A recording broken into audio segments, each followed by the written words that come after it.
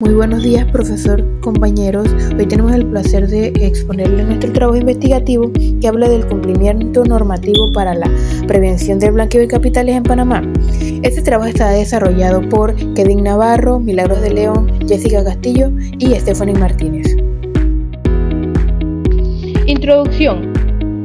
El delito de blanqueo de capitales, también conocido como delito de lavado de dinero, ha adquirido una relevancia creciente en el escenario global. Esto hace que constituya una manifestación más compleja del crimen organizado en la época contemporánea. Y por su parte, Panamá, por su ubicación estratégica y además de su sistema financiero más dinámico y su tradicional apertura al comercio internacional, ha convertido al país como uno de los sistemas económicos más importantes de las últimas décadas. Pero también esto ha ocurrido de que por su terreno susceptible a la gran posición estratégica que tenemos, sea ubicación para que se cometan ciertos delitos con respecto al capital ilícito, lo que hace que durante las últimas décadas, el Estado panameño desarrolle una arquitectura jurídica e institucionalidad destinada a prevenir, detectar y sancionar estos fenómenos. Pero sin embargo, la evolución ha marcado en el sistema financiero y la diversificación de la estructura en el crimen organizado una existencia en una actualidad constante en el mecanismo de control y un fortalecimiento en la cultura del cumplimiento de la normativa, tanto en el sector público como en el sector privado. Cuando se analiza el panorama financiero de nuestro país desde una perspectiva crítica y profesional, emerge un fenómeno cuya complejidad y persecución trasciende las fronteras nacionales, y este es el blanqueo de capitales, un delito silencioso pero bien estructurado que ha logrado infiltrarse en diversos sectores de la economía, afectando no solamente la estabilidad del sistema financiero, sino también la confianza internacional en la jurisdicción panameña. El blanqueo de capitales en nuestro país se ha manifestado como un proceso sistemático, en el cual se pretende dar legalidad a fondos provenientes de actividades ilícitas, como lo son la corrupción, la evasión fiscal, el narcotráfico y la trata de personas. La posición estratégica en la que se encuentra nuestro país en su historia, su economía, la han convertido en un punto de atracción tanto para actividades legítimas como para actividades ilícitas. Concepto y naturaleza del blanqueo de capitales. Si bien esto es un proceso que busca transformar el recurso de origen ilícito, como el narcotráfico, corrupción, etc., en un activo aparentemente legítimo, para introducirlo en lo que sería la economía formal sin rastreo de su procedencia. Esto constituye un fenómeno delictivo de alta complejidad estructural cuya relevancia trasciende en el ámbito estrictamente financiero y económico, impactando de manera directa la integridad de las instituciones, la transparencia en el sistema económico y la confianza internacional en la jurisdicción de un país. Por su parte, la naturaleza en una forma más directa y clara vendría dándose en una amenaza sistemática y en un delito pluriinofensivo que impacta la economía y la transferencia financiera. Por otra parte, la capacidad legal y la integridad de un Estado, como ya lo mencioné, afectando de que el mismo sea considerado y se le tache de una manera incorrecta. Características esenciales del blanqueo de capital. Varios autores se han preocupado por el sistema de la característica de lo que sería el blanqueo de capitales, ya que actualmente en el mundo se producen ciertos cambios y coinciden en destacar con mayor o menor énfasis en las siguientes perspectivas, que sería la característica de la naturaleza internacional en la voluntad o el volumen de lo que sería el manejo de dinero. Por su parte, la ejecución por las organizaciones profesionalizadas que emplean una gran variedad de técnicas en diferentes aspectos que en cierto punto en la actualidad no se controlan y se ve como ese pequeño vacío. Por otra parte, también sería el favorecimiento por las las empresas internacionales con respecto al sistema financiero, la desregularización y la existencia de parásitos fiscales podrían ser otras alternativas o características esenciales de que se interprete lo que sería el blanqueo de capitales. Entre las modalidades del blanqueo de capitales podemos destacar algunas que llevan a cabo ciertas prácticas, como lo que sería el trabajo de pitufos o trabajo hormigas, que vendría siendo uno o varios individuos realizando múltiples transacciones con dinero de origen ilícito durante un periodo determinado, ya sea en una institución financiera o en varias instituciones en diferentes momentos. Por otra parte, que sería la complejidad de un funcionario o una persona que organiza ciertas actividades en alguna empresa y hace que el empleado o de alguna institución financiera o comercio facilite el lavado de dinero, introduciendo dicho dinero y aceptando sobornos a sabiendas de que un gran depósito de dinero contempla ciertas reglas o requisitos legales por el CTR y afectando dicha empresa. Por otra parte, mezclar. Esto vendría siendo o consiste en lavar o combinar ciertos fondos ilícitos con ingresos legítimos de una empresa, presentando luego la cantidad total de ganancias legales, haciendo una variación en lo que sería legal y lo que no sería.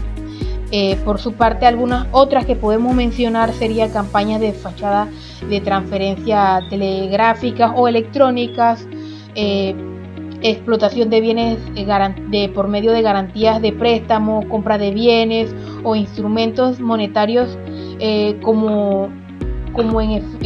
instrumentos de vender como en efectivo, transacciones como ya lo mencionamos, entre otras. Fases del proceso. Como primera fase tenemos la fase de colocación u ocultación, la manipulación del dinero al contado. Y primero está los depósitos bancarios. Es el procedimiento más extenso y consiste en depositar dinero en una o varias cuentas abiertas. Pero este método resulta con un inconveniente, y es que resulta muy difícil que un empleado de caja no sospeche de que su cliente llega ante él con una gran suma de dinero sin una justificación. También dentro de esta fase tenemos la aproximación al juego y a las apuestas. En países como el nuestro, en donde las apuestas lícitas se han convertido en un fenómeno de masas, la adquisición de boletos clandestinos constituye una de las formas más simples y eficaces de justificar la tenencia de una gran cantidad excesiva de dinero. La siguiente fase es la fase de conversión, control o intercalación. En esta fase, como se debe de aparentar que el dinero es legítimo, pues es preciso circular toda esa masa patrimonial en el mercado, lo que lo convierte en una serie de operaciones económicas tan prolongadas hasta poder conseguir la finalidad, que es aparentar de que el dinero que se está dando es legítimo. La siguiente fase es la fase de integración. Como mencionamos anteriormente, a menos de que el capital sucio sea despilfarrado por quienes lo produjeron o se reintroduzca en el ámbito ilegal para nuevas actividades clandestinas, la última fase del proceso está constituida por la integración final, en la que toda esa riqueza vacante se va a los cauces económicos oficiales, se introduce en los cauces económicos oficiales. De destacar la clasificación y obviamente los elementos objetivos de lo que sería el blanqueo de capital, por eso es importante señalar de que si bien se protege el bien jurídico, ya que el blanqueo de capital es un delito contra el orden socioeconómico, por la parte del objeto de la materia abarca no solo el dinero en efectivo, sino también titulares, valores, bienes muebles o inmuebles, otros recursos financieros que sean de gran importancia para la economía de un país. También es importante señalar en la clasificación la autonomía del delito, y por su parte en Panamá este delito es reconocido como autónomo, lo que hace que sea significativo en el sistema de sentencia firme, porque por todo lo que conlleva los precedentes para la existencia del blanqueo de capitales.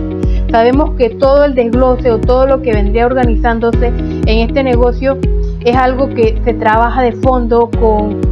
muchas personas involucradas, afectando a gran proporción la economía del país o de una entidad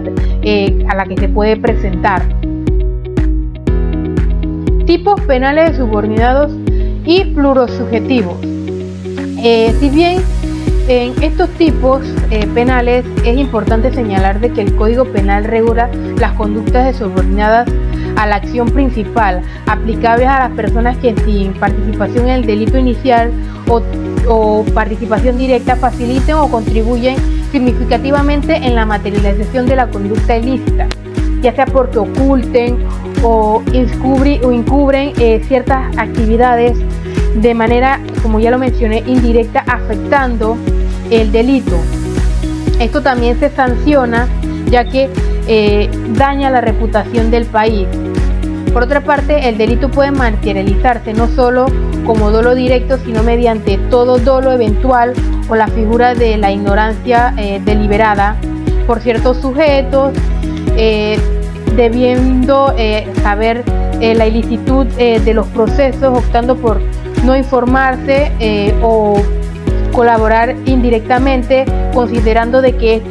ellos no van a tener ninguna sanción por haber participado o no participado, inmiscuyéndose, pero sí conociendo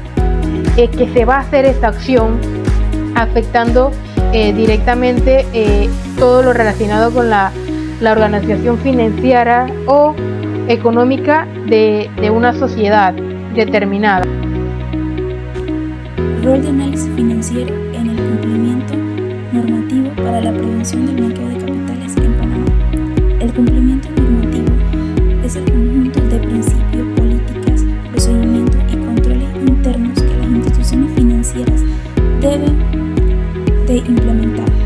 con el fin de que se garantice que sus operaciones se vean dentro de un marco de legalidad, de ética y de transparencia. Su propósito central no solo es la adhesión formal a la ley, sino también la protección integral de la entidad frente a los roles sancionatorios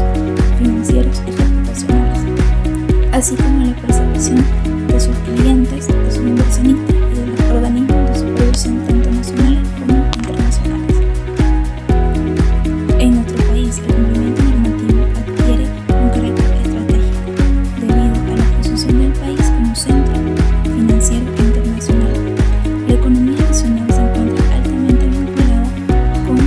los flujos financieros internacionales y esto incrementa el riesgo de blanqueo de capitales y el financiamiento del terrorismo. Ante este panorama, el cumplimiento normativo se convierte en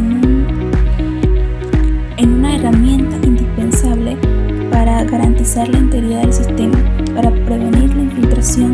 de lo que son recursos ilícitos y también para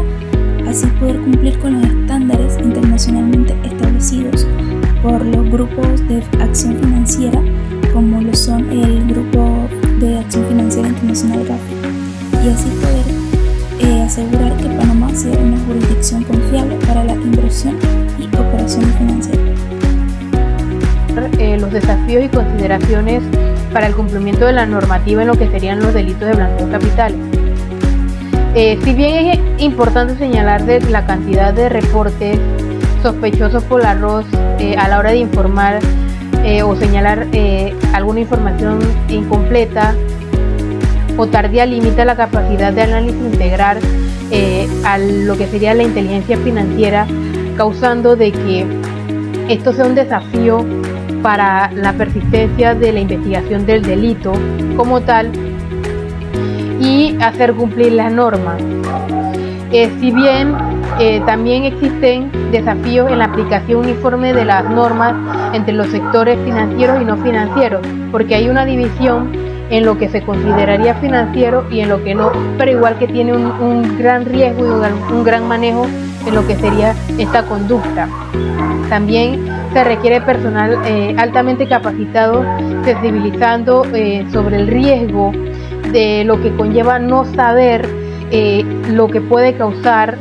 estas actividades al perjuicio de todo lo que conlleva un país, o las alternativas que se pueden dar si se dan capacitaciones para que las personas entiendan un poco más y no se vayan o se ingresen a este territorio por la irreconocibilidad del conocimiento en base a esta información. Y también otro desafío que se enfrenta es la efectividad en la dependencia de la fluidez de la comunicación entre el sujeto obligado, los supervisores y autoridades judiciales para lo que sería el manejo de la organización, haciendo que las personas vivan en la ignorancia y el desconocimiento de esto, ya sea porque no conocen las normas, ya no conocen los delitos, y a veces la necesidad hacen que participen en estos delitos, también influyendo en que se considere un desafío. El impacto del cumplimiento de la normativa por la UAF, que sería la Unidad de Análisis Financiero. Esto es el pilar central del cumplimiento, encargado de realizar, analizar y transmitir lo que serían los mensajes por la ROS para generalizar la inteligencia. Es importante señalar de que su rol permite la prevención más eficiente y eficaz de la identidad de las tipologías y áreas de riesgo, lo que sería la protección de la reputación legal en las empresas o instituciones fundamentales para el crecimiento internacional, ya sea de Panamá o de cualquier otro país, la optimización de los recursos en el concentrar los controles en áreas de altos riesgos, ya sean enfoques basados en, como ya lo mencioné, en altos riesgos, alternativas y funcionabilidad, donde los controles sean claros, objetivos y las personas se orienten a no cometer estos delitos. También el fortalecimiento general de la transparencia y confiabilidad del sistema financiero en Panamá es otra de las cosas que impactan en el cumplimiento de la normativa por la UAF en lo que sería el proceso. Marco legal actualizado y las regulaciones vigentes en Panamá. El ordenamiento jurídico ha experimentado una transformación en la normativa para adecuarse a los estándares internacionales de control y prevención financiera. El núcleo de este sistema preventivo se encuentra en la Ley 23 del 27 de abril de 2015, el cual adopta las medidas para la prevención del blanqueo de capitales, la proliferación de armas de destrucción masiva y el financiamiento del terrorismo.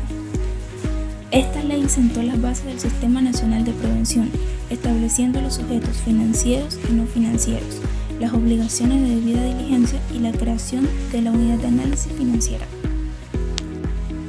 Complementariamente, la Ley 254 del 11 de noviembre del 2021 introdujo modificaciones a la Ley 23 para fortalecer la supervisión y la transparencia fiscal. Entre las reformas que más se destacan son la obligación de los agentes residentes de conservar los registros contables actualizados, la creación de un registro de beneficiarios finales que permite identificar a las personas naturales que ejercen control sobre las sociedades. También una de las reformas que se destacan en esta ley es el fortalecimiento de las competencias de la Superintendencia de Bancos, de sujetos no financieros y del mercado de valores en materia de supervisión y control.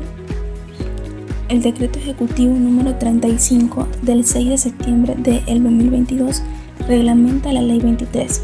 precisando los procedimientos de debida diligencia, los mecanismos de reporte de operaciones sospechosas, las obligaciones de capacitación de personal y los plazos de conservación de la documentación. Este decreto, junto con el decreto 587 del 4 de agosto del 2015, que regula el congelamiento preventivo de activos, conforman lo que es el marco operativo de la prevención antilavado en Panamá. Y así también existen otras normas complementarias, como la Ley 47 del 2013,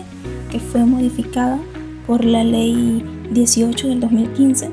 También está la Ley 51 y 52 del 2016, la Ley 21 del 2017. Y también está el Acuerdo JD 02